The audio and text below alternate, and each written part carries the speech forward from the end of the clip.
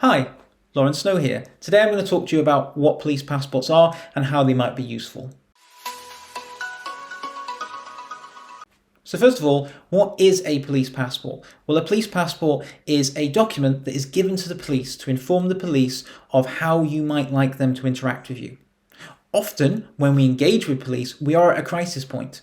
So we may act differently. Imagine if you're in pain, how you might act differently, or you're in that state of a meltdown, how you might act differently, or even in the state of shutdown, you might not be able to communicate. Your sensory sensitivities may be even more sensitive. Light touch may hurt. Smaller sounds may feel a lot bigger, a lot louder. They may hurt as well. It's often in those moments of crisis that we are running on instinct. We are in a flight or flight, a panic attack, that stress response. So we can lash out. So if you are likely to engage with police, then it can be useful to have one of these documents so that they can know how to interact with you better. Also, if you're a parent of an autistic child, or you have a loved one that unfortunately in those moments does react out physically, or is not in complete control over themselves, this could be something vital in your toolkit to protect yourself, a sibling, and the person who needs it. In my area, the way it works is you inform the police beforehand by filling out a form of what your needs are. So that might be, don't touch me, because if you touch me, I'm likely to lash out. Or don't get too close, or don't talk loudly, talk softly to me.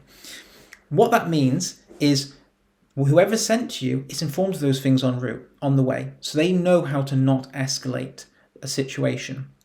In my area, it works like this. You can send the form over in advance. It gives you a specific number to ring if you're in crisis or your loved one's in crisis.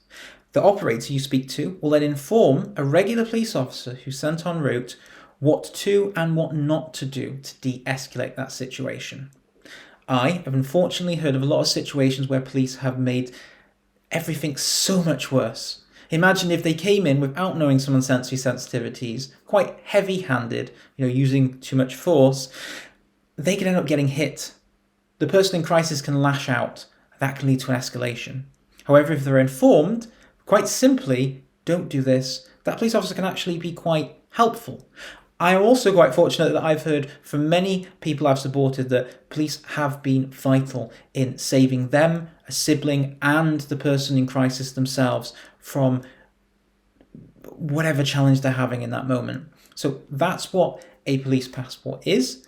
I have provided information on it down below. And if you've got any resources or ideas, or a more simplified police passport, or perhaps the scheme works differently in your areas, because it does work differently in different areas, please include that below because it will help other people. It also means that if I'm helping somebody in your particular area, I can then forward on that information to them.